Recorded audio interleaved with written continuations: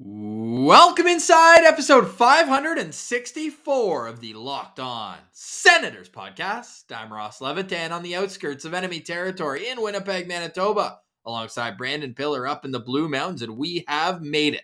It is officially draft ranking season right here on Locked On Senators. And Ross, we're going to be doing 64 prospect profiles, a lot of numbers, starting with 4 today. So get ready for a whole lot of prospect talk. And speaking of that, you got a chance to meet with General Manager Pierre Dorion at the Winnipeg Ice game. Boots on the ground. It was the East Final game, one hell of a game, but I'll let you know how my conversation went with Pierre Dorion, where I asked for an update on Tim Stützle. And we got one. We'll get into that and more. Today's episode brought to you by BetOnline. More props, odds, and lines than ever before. Visit betonline.net.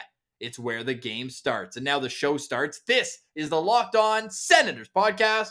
Your team every day. Locked On Senators, your daily podcast on the Ottawa Senators. Part of the Locked On Podcast Network. Your team every day.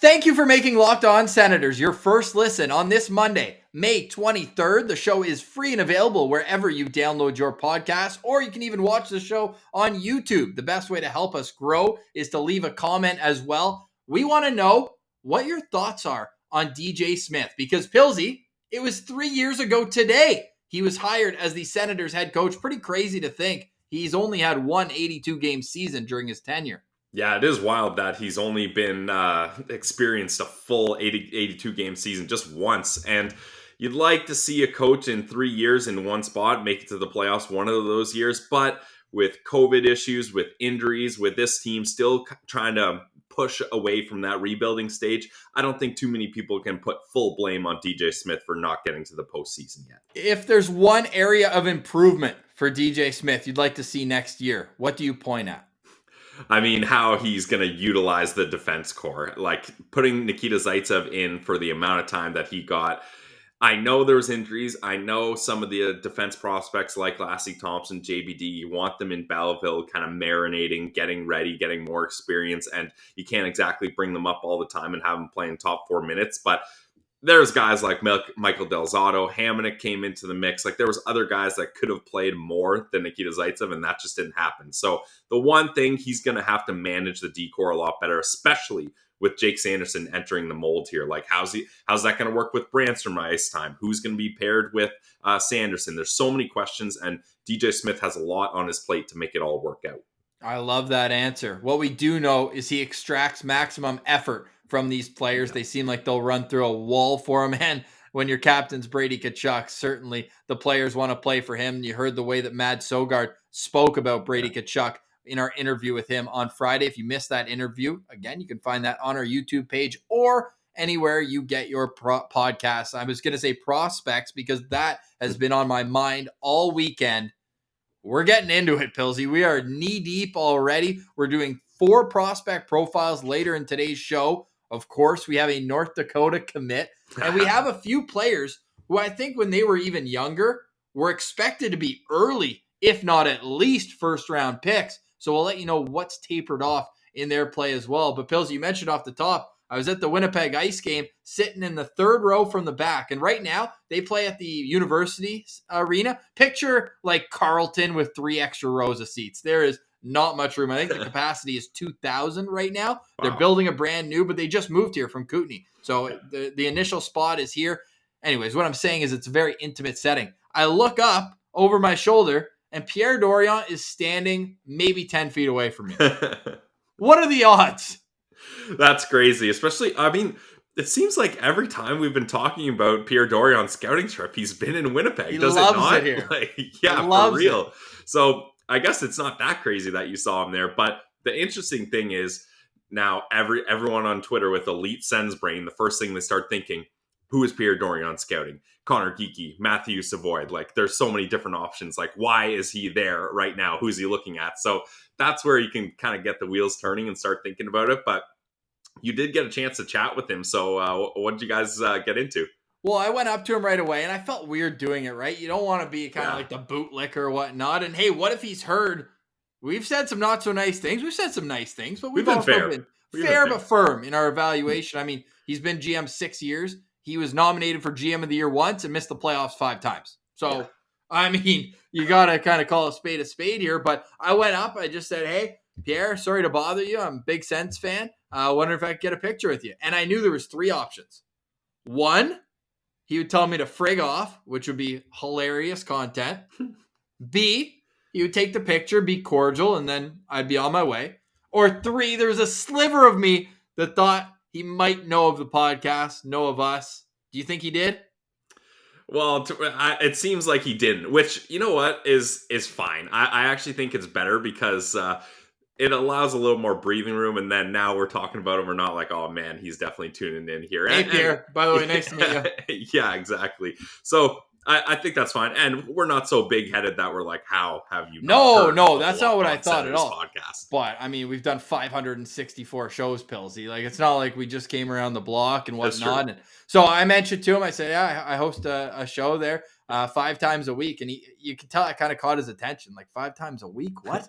Anyways. What the hell do you guys talk about? Yeah, well, I told him we just had Mad Sogard on. We talked about that for a little bit. He said it was really unfortunate he couldn't finish the year. He's got high hopes for Mads. And obviously, then I asked about Tim Stützle. I said, what's going on with him? We know he's got the same knee issue not the same knee issue, but the same knee was re-injured in a play at the World Championships.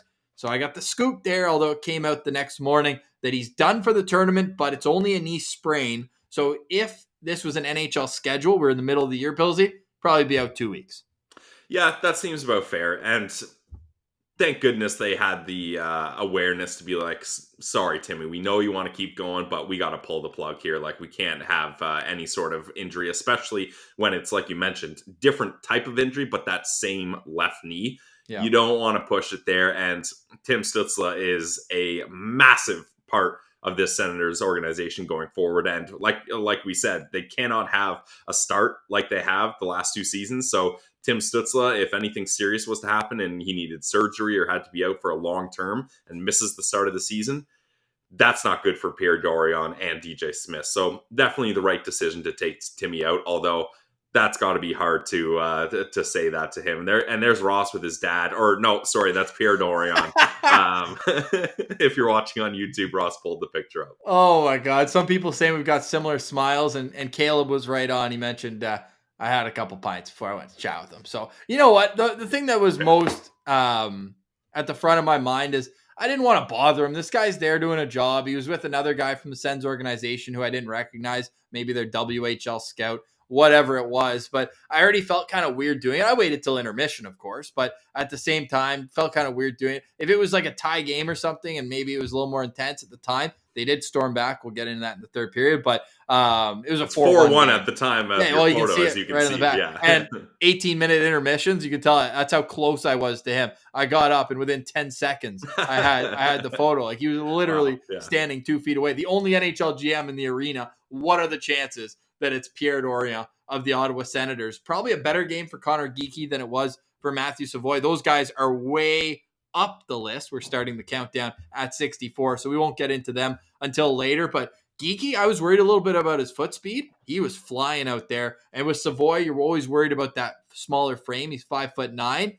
He was hurt the next game. But the game, his vision is so sick. And that's a great series. 4-4, they tied up. I mentioned they were down 4-1. Tied it up. Goalie makes a brutal play in overtime. Mishandles the puck. It's in the back of the net.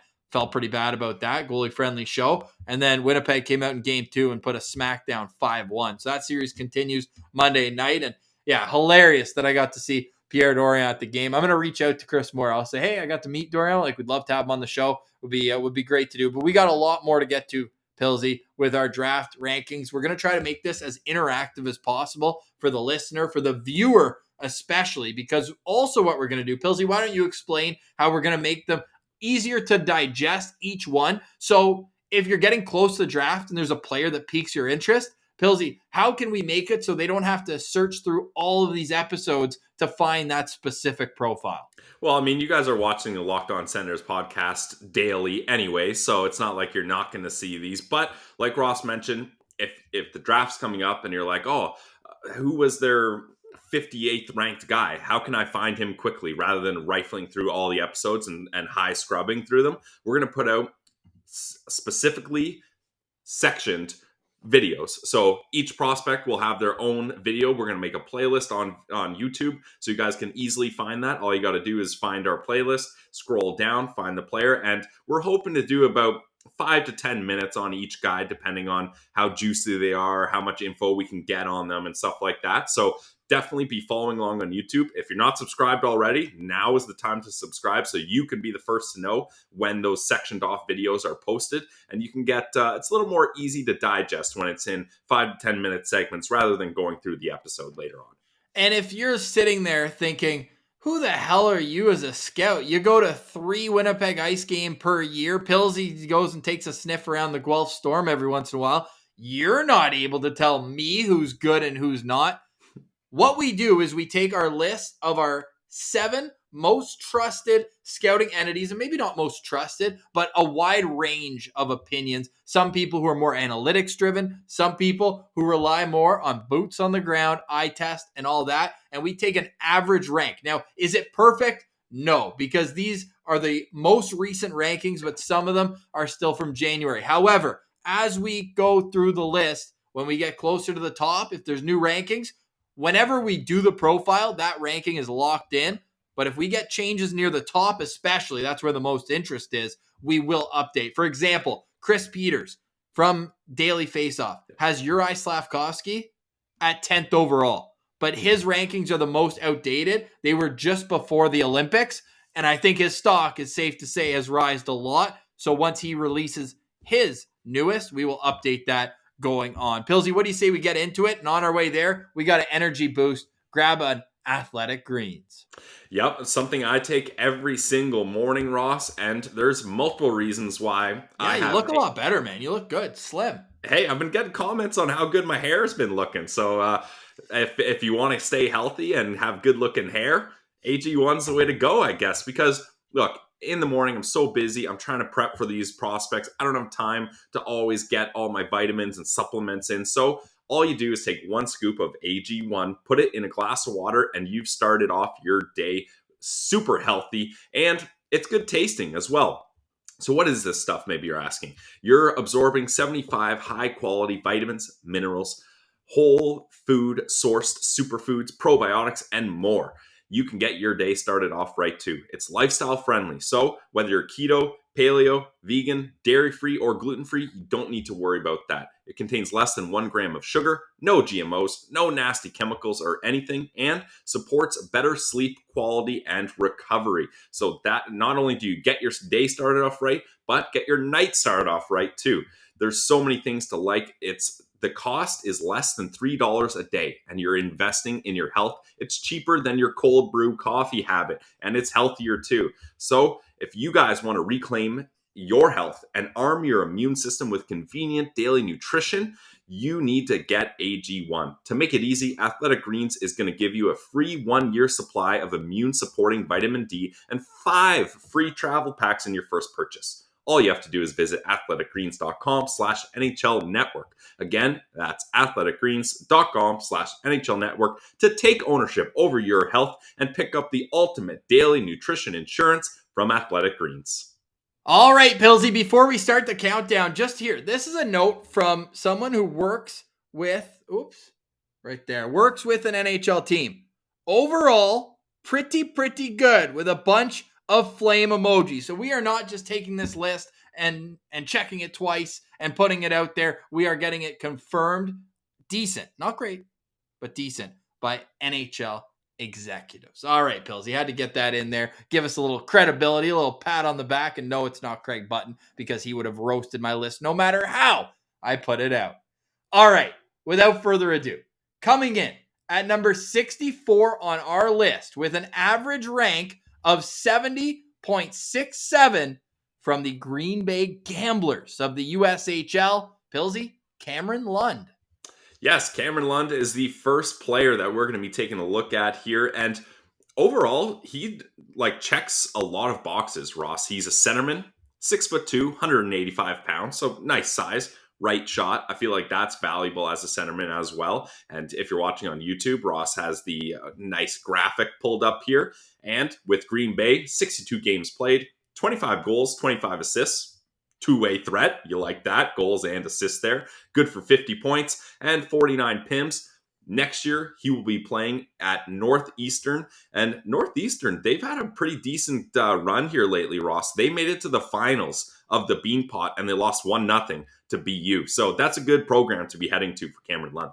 You know who's an alumni of that program? Adam Gaudette, Okay. Hobie Baker winner. Yeah, true, actually. There. Now, with Cameron Lund, I'm not going to say he's Adam Gaudette, but he certainly has some similarities in the fact that he's a very offensive-minded player. Now, I would say he almost projects better as a winger than as a centerman. Great hands, a great guy, a great vision, but a guy who speeds up when the puck's on his stick as well. I love what he's going to be able to do in the offensive zone. He was a guy where you're watching kind of grainy highlights from the USHL, grinding it out in Green Bay right now. It'll be great to see him against a bit better competition next year at Northeastern. But from everything that I'm reading, he's the type of guy where you're more so wanting to pull him back, where he's making a little too much mistakes, versus a guy who you have to, smack the whip on. So I think that this is a player who has some serious upside for where I believe he's going to go 60 to 75, that range in the draft. Yeah, I could definitely see that. Like late second, early third round pick. He's got a lot of nice skills, but I feel like he's one of those guys where it's high floor, low ceiling. You know what I mean? Like you can feel pretty good about him playing a power forward type game. He's already got decent size, like we mentioned, at 6'2", 185 pounds, and he's probably going to grow a little more. He's going to a good program in Northeastern. He's going to have opportunities to succeed. 25 goals, 25 assists, not too shabby in the USHL. So I think he's someone where a team's going to be happy with him, but it's not really a home run swing. Like you're not expecting too much from him. Right. Maybe a team that doesn't have their first rounder and is going late. I'm thinking of like a Tampa Bay, that sort of thing, where you're like, okay, you more likely are going to get an NHL player. It's just how high is the ceiling on that. And as you can tell from the rankings here, Bob McKenzie has him at 44. Craig Button has him at 94. So that is quite the range in itself. Elite Prospects pretty much splits the difference. They have him at 50th on their list. So our average is 70.67 on our list. But I like him as an NHL player down the road. So I think that he's a guy with some physicality and maturity. He's already got the frame, like you mentioned. He could be a player that fits into an NHL lineup. Now, is that NHL team the Ottawa Senators, Pilsy? What do you think about the potential fit there? I gave him 2 out of 5 stars. And if you guys are just watching these prospect profiles, for the first time, we've been doing it for 2 years.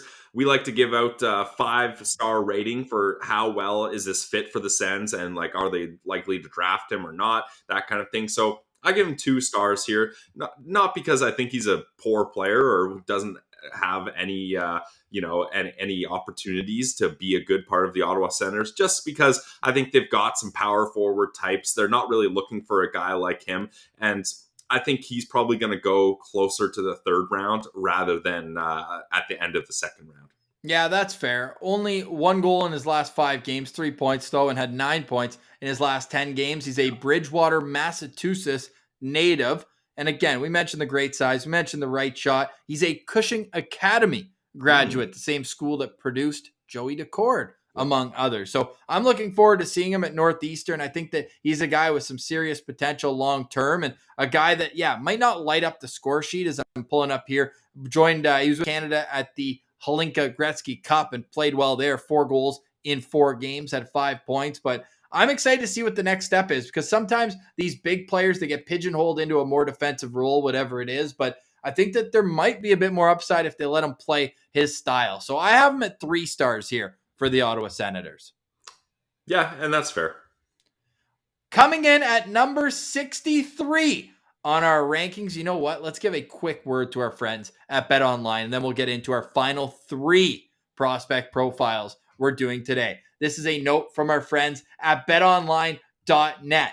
Football might be over, long over, but it's playoffs. It's the best time of year in both the NBA and NHL, although the Stanley Cup playoffs are beating the living heck out of the NBA playoffs. You absolutely love to see it. And BetOnline remains the best spot for all your sports scores, podcasts, and news this season. And it's not just one sport, it's every sport at betonline.net, and it's your source and information. Head to the website today or use your mobile device to learn more about the trends and action. It's betonline.net, where the game starts.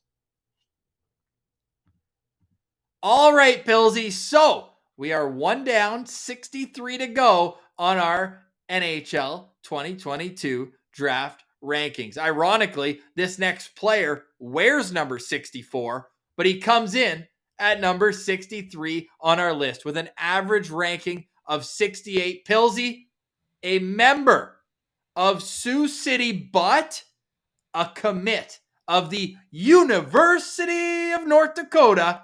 It's Dylan James. Yep, you knew we had to get one Nodak guy on here some way, somehow, and Dylan James is that guy. And I feel like it's very common, Ross, for guys to go from Sioux City to Nodak. Like, it's very close in geography. I feel like guys usually are familiar with that area. Dylan James actually has kind of a similar path to former Nodak defenseman in Jacob Bernard Docker, right? Playing in the Calgary area, going from the AJHL. Same team. Yeah, exactly. But I guess JBD didn't go to the USHL. He went from the AJHL to college, so a little bit different there. But first rounder. Yeah, also a little bit different. But I don't think Dylan James is too upset about his little stopover in Sioux City Musketeers, because he helped them win their first USHL Clark Cup championship, Ross, in 20 years. Whoa. Last time Sioux City did it was 2002. So that was definitely a drought that needed to be broken. And he didn't just help them, Ross. He was a massive part. He led the entire USHL in rookie scoring. So the whole league, he was the top rookie with 61 points. That's 6 more points than the guy in second. And in the championship series, he had 3 goals and an assist in 4 games. So he was a massive part. Like, clutch gene, I definitely think this guy has it. And for just one season in the USHL, he lit it up. And I'm expecting him to come in with a bang to Nodak. No question about that. And I'm going to even rewind a little further. Throughout that playoff run, 9 points in his last 8 games to help out, 5 goals and a +8 rating throughout the season. And this is the beauty of the USHL.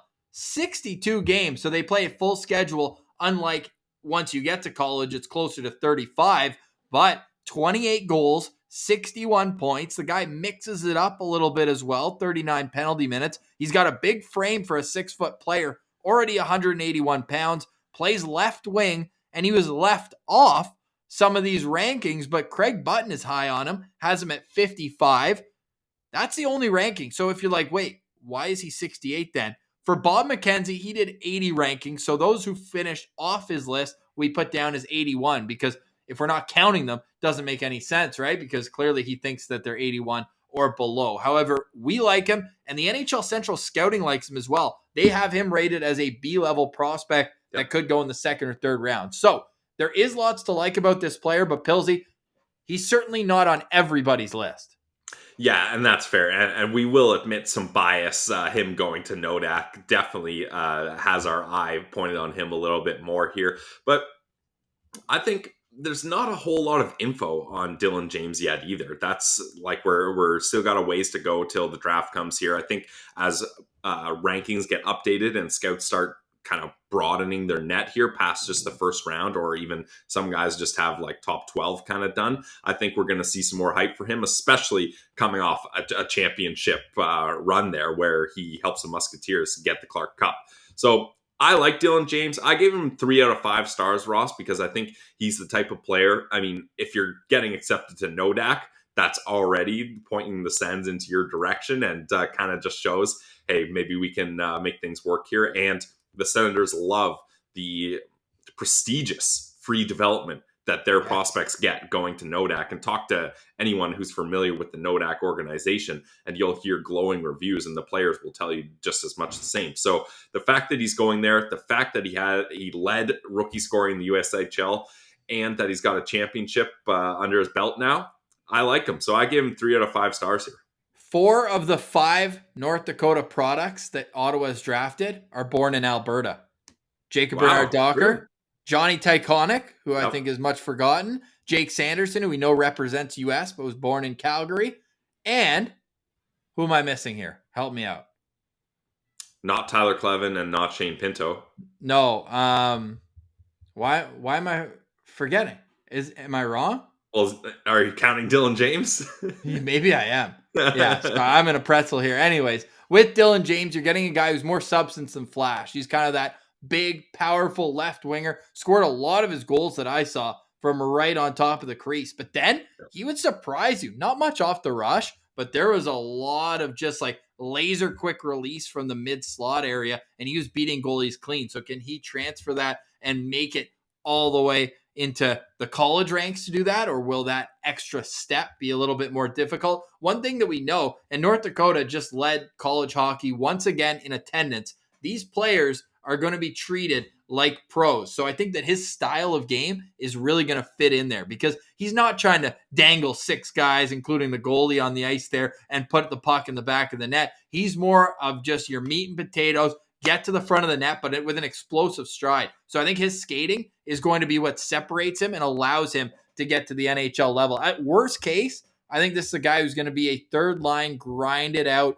strong on the forecheck. Kind of, you know who my comparable is because he's a great skater too. Colin Greening could be a guy who he ends up at. Maybe like a couple good years where he gets 15, 20 goals. But otherwise, a depth player that in a pinch can play with good players. Yeah, I think that's fair. And going to Nodak, you know he's going to get his defensive side of his game polished up as well as Coach Barry is a defensive-minded guy. So that's also a nice attribute. Just on the way out, again, if you're watching this on YouTube, we got his Elite Prospects page pulled up. Elite Prospects just do fantastic work, especially this time of year. So as we mentioned, Alberta guy, October 12th birthday, which means he's one of the oldest players in this draft. What does that mean for his development? As I said, he's ranked a little bit higher, although just among North American skaters, 37th. And wow, they got that championship in there pretty quickly with the Clark Cup they won just a couple days ago. Comes from a hockey family. His uncle, cousin, brothers all play. And as you can see, Pilsy,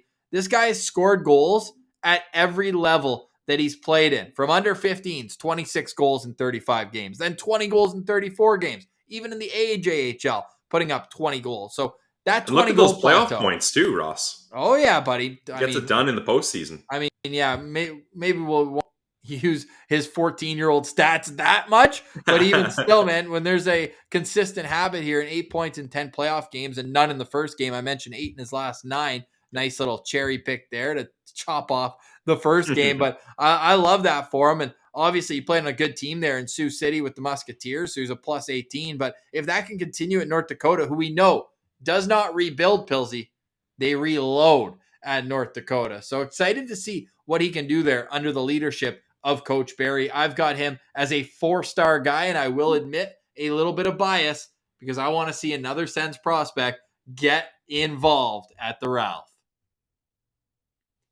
All right, coming in at number 62 on our top 64 draft picks with an average rank of 67.25. We're going to Sweden for Ludwig Persson. Yeah, Ludwig Persson is our first Swedish player here, and he's very interesting, Ross, because if we would have started this before the start of this season, he would be much higher up in our rankings. All the scouting reports that I read about him, they all said similar things. This guy was much anticipated coming into this season. Let's see if he can really burst into the SHL scene with Frölunda, and then we'll see where he goes in the first round. Obviously, where we have him, those discussions have really died down, and he's now looked at more of a late second round guy. But let's not take anything away from him. He's a center/left winger, 6 feet, 179 pounds, left shot. He played in the J20 league, 41 games, 25 goals, 36 assists, good for 61 points, not bad at all. But where people wanted to see him develop is in the SHL, 10 games, 0 points. So according to EP, it looks like he's going to be playing in the Allsvenskan League next year with BIK Karlskoga. I probably absolutely butchered that, but Alex Lindskog will be all over you. Yeah, that's what I was going to say. We do have a Swedish guy keeping us in check with our pronunciations, but the one attribute, Ross, that I will say I noticed a lot of scouts highlighting for Ludwig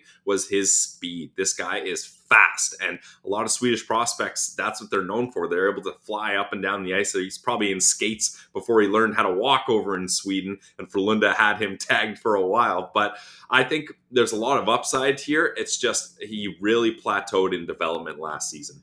Do you know what's interesting about that too, Pilsy, is he's another, just like Dylan James, he's an early birthday for this class, one of the rare 2003 birthdays in this class, October 8th. So he'll be 19 in October by the time next season starts. He's 6 feet tall, about 180 pounds. And as you mentioned, a guy whose stock is probably lower than it's ever been. And when you look at some of the stats, Pilsy, on elite prospects, who I'll pull up right now. I'll go through the rankings first because those who are watching it, they've got it here. So just catch up. Scott Wheeler's higher on him than all. And maybe he just wanted to, not drop him as dramatically as some of the other scouting references did. Like Bob McKenzie doesn't even have him in his top 80.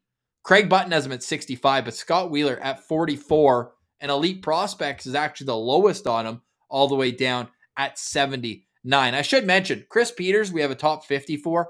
Tony sent me his top 32, and Corey Pronman did a top 32. So when you see not ranked for those two guys, it's not because they have him like 85th or anything like that. I know the numbers are a lot lower for the other ones here, but we'll find a groove here with our rankings as we continue it. You mentioned the numbers are still great when he's playing junior hockey, 61 points in 41 games here at that level. But if he's been so highly touted, Pilsy, this is the kind of guy who you would have liked to see get to that next level and at least contribute a little bit before his draft. Yeah, and I think that's why the move to the Allsvenskan League makes a lot of sense. He's too good for J20, not quite good enough for the SHL. So if my understanding is correct, the Allsvenskan League is perfectly in the middle there. So we'll get to see what he can do at a more appropriate level here. But he was supposed to already be tearing it up in the SHL. So this is a bit of a step backward for Ludwig. But, I mean, look at that, 8 goals in his last 10 games. It doesn't matter where, but when you play at that level, you're going to get eyeballs on you as well. He's a centerman, but I think he could project a little bit better, like as that speedy winger, like that, if he could develop into like a Grabner type, as you see EP Rinkside, a speedy winger with the good hands. They're already calling him a winger. Persson plays with intensity and works hard every shift. His skating stands out. And then Anders Eriksson from HC says a speedy player who is very good at challenging his opponents at high speeds, has an excellent release. And when you look up the old stats, Pilsy, like some of these are just wild. Like I know we're going back to when he was younger, but 22 goals in 12 games when he was 15, then 20 and 16, 13 and 16. So many of these younger levels, he just absolutely dominated. But again, now you're back-to-back years where you haven't been able to get a proper footing at the SHL level, right? Played 13 games there last year, 10 more this year. So what are you going to do to bring your game to the next level? Speed's great, but what's speed without having that secondary element where when you create space with your speed, you can use that to your advantage? From a Senators standpoint, is Persson a player that makes sense to you? I've got him at 2 stars as well, just because the Sens have their speedsters, right? And I think with Ludwig Persson, he needs, like you said, he blasts ahead of everyone else, and then he's like, oh man, my shot and my other abilities aren't good enough for me to finish off this play here. And guys, at the next level, because he would look at you and be like, bro, I scored. Yeah, and I mean, he does score because in the last 3 playoff games, sure, it's the J20, he had a goal in each of those games for a 3-game goal streak. So he's able to do that. Let's see what he can do in the middle tier level here, and we'll go from there. But I'm not overly excited about him and his fit with the Sens. I would say 3.5, just because for me, when you're putting up that kind of offense, you know that potential's in there somewhere. And if he has a separating quality, which it seems is his speed, those are the type of players where a scout can be like, I can fix the deficiencies. I can work with him. I can make this happen as an organization. So I've got him at 3.5, not a guy who I'm banging the table. You got to trade up to get him if the right situation unfolds, maybe in the 50s or 60s. You package that third and a fourth. I'm not in that camp yet, but he's a guy who I've got my eye on because to me, if you have the spotlight on you at such a young age, sometimes it takes a little bit longer to accept that, or people overview you like we might have seen with Atu Ratti last year. I'm not comparing the two per se, but it is interesting to point out with Ludwig Persson.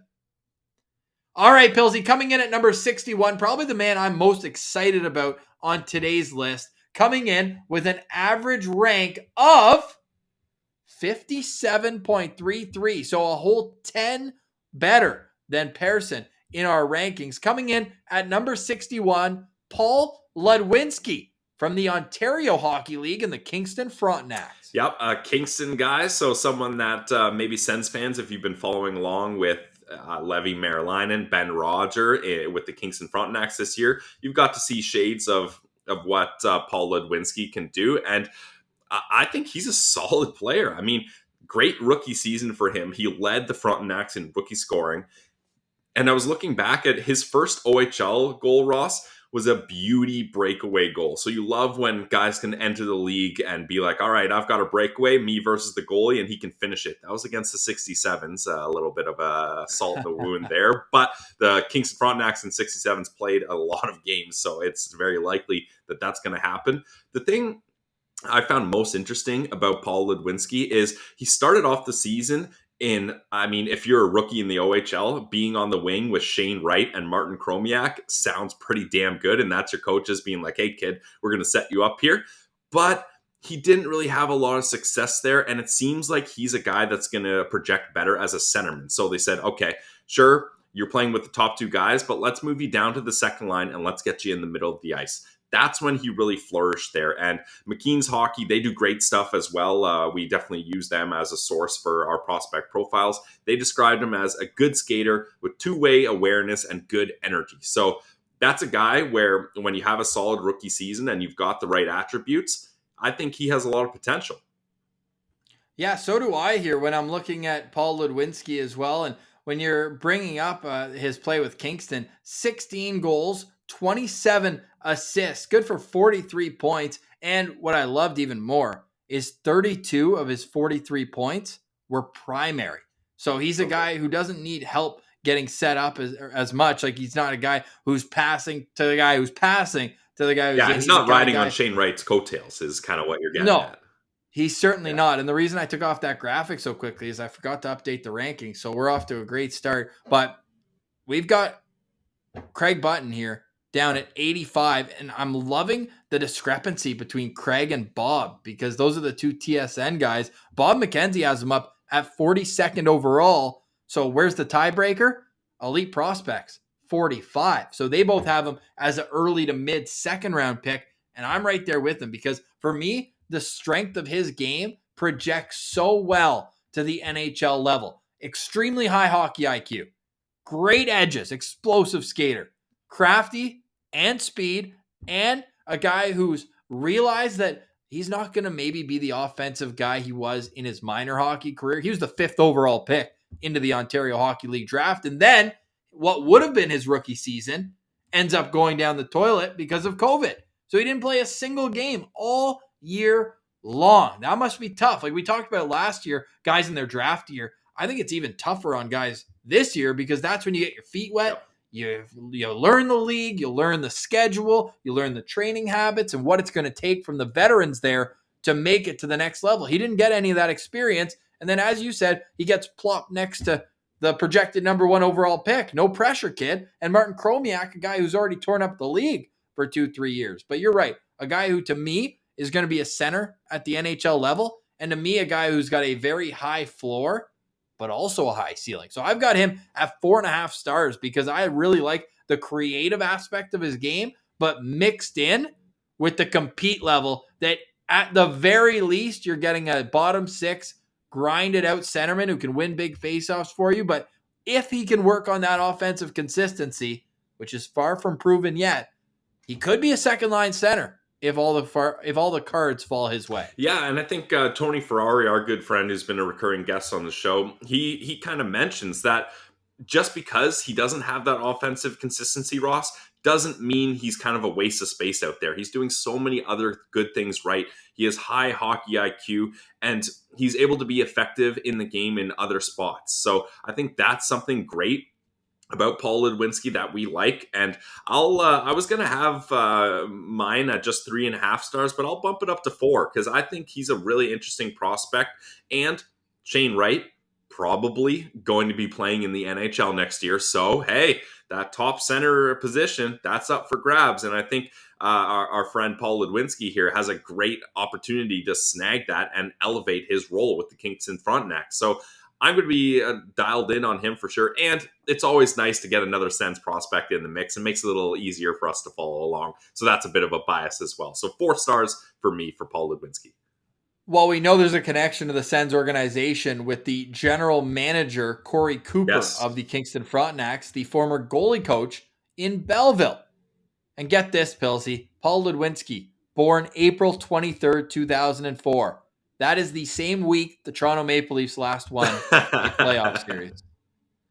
And he's 18 years old. That's great. That's great. And he's a Toronto guy, so he would know that. Yep, Pickering, Ontario, 5'11", 170 pounds, left shot centerman. If you're watching there as well, 43 points. We mentioned, look at that though, 12 points and 7 goals in the playoffs with a plus 11 rating. So you wonder if maybe that's a sign of things to come next year. To me, this would be the type of pick where we mentioned elite prospects, 45. We mentioned, guys, Bob McKenzie has him in the 40s, but Pilsy, the Sens could take him 38 or 39. Get laughed at, and then all of a sudden next year the offensive numbers explode and rounds out his game. This is a guy, I mentioned 4.5 stars. There's reason for it. This is the kind of guy, if the offense clicks, all of a sudden he's a first-round talent. There's no question in my mind, and I'm willing to see. No question willing in your to mind. bet. Wow.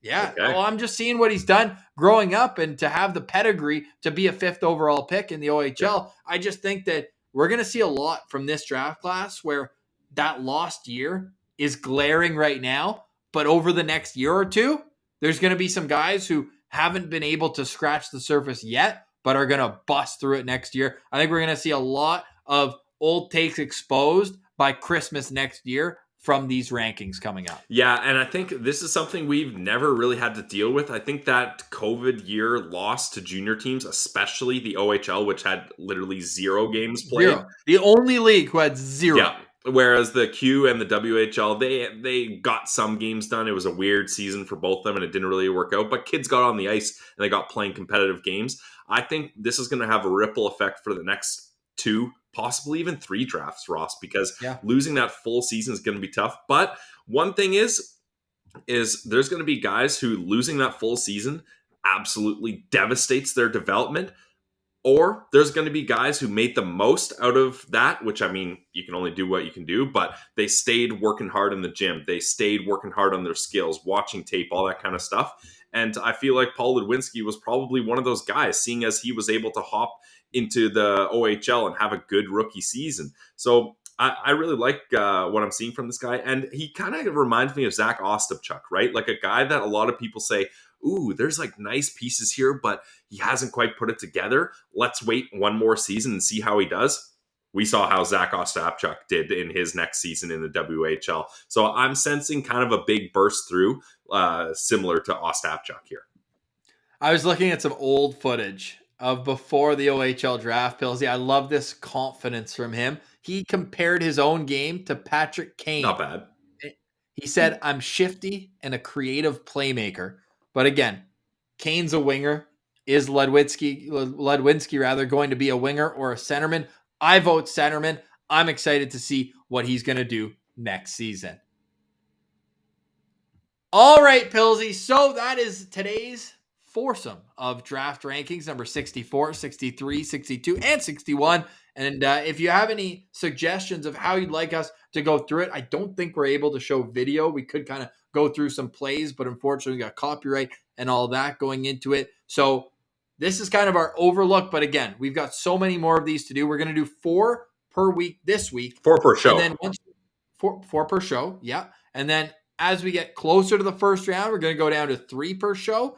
And then we really want to dive in to the top 32. We are going to do 2 per show from 32 to 1. And we've got this planned out that it's going to end a week before the draft, Pilsy, and that'll give us time to interview some experts. Yep, that's going to be awesome. And we're hoping to interview all entities that we've used in this consolidated rankings list. Guys like Chris Peters, guys like Tony Ferrari, Craig Button. I mean, if we could get Bob McKenzie on the show, that would be all time. I'm working on it. All right, you just keep working on that, Ross. All we got to do is promote Bobby Margarita and we'll be all set. Hey, I could be talked into that. You could talk me into that for sure. So it's lots of good times ahead as far as the prospect talks go. But Ross, before we wrap up here, I got a Pilsey's playoff parlay of the day. We are back. I've been down bad a little bit here. I think now I'm like 4-6. I think I got 4-6 4 and here. 7 because you probably didn't update Okay. from last time. So 4 and 7 Honest here. gambler, way to go. Not great. Yeah, see, honest guy. I would never lie to you guys, but I feel really good about this one. So I'm gonna toss in a little extra coinage on this one because I'm feeling good. And like I mentioned, guys, we don't unit shame on this show. I'm just doing $10 a time here. But once in a while, when you feel good, you got to toss a couple extra shekels in. That's how you get ahead in the game. So that's what I'm doing. Yeah, hold on to your seat, Ross, because here we go. So the Tampa Bay Lightning have a 3-0 series lead on the Florida Panthers, and the game is in Sunrise. There is Nope. In Tampa, Oh, dude. true. I get why you're all messed up though. A back-to-back in the playoffs is all-time. Yeah, weird. okay, that's why it messed me up. So it's in Tampa. That changes my mindset a little bit, but it's still little brother, big brother syndrome going on here. The last thing Florida wants to do is get swept in Tampa and have all those fans waving goodbye to them, just like they didn't get swept, but just like they did last time these two teams played in the playoffs. So I'm going on Florida heavy here. Like, there's not a chance they come back and win this series, Ross, but I don't think they can handle themselves pride-wise if they got swept by their big brother. So I'm going to Florida Panthers money line at plus 110. Then shift over to the only other game, Colorado versus St. Louis. I like the Avs. I know Matty Perth Sens, he's really on the St. Louis Blues, but Binnington is now knocked out of this series. He will not be returning. I like Ville Husso, but the Avalanche are just an absolute powerhouse, and I think that's going to shake up the kind of morale of the St. Louis Blues, that injury. So I'm going Colorado Avalanche here. Their money line is minus 160. So Florida Panthers money line, Colorado Avalanche money line. Put those two together, and I'm doing $15 on this one because I'm confident. And you're going to win $36.19. Guys, that is Pilsey's playoff parlay of the day. And if you want to ride or fade Pilsy, head over to betonline.net. We want to thank all our great sponsors and you, the listener or viewer, for watching today's episode of Locked On Senators. Again, we are wide open for feedback. Let us know how we can improve the draft rankings to be the best that they can be. But until tomorrow, we'll say goodbye. For Brandon Piller, I'm Ross Levitan. This has been the Locked On Senators podcast, your team every day.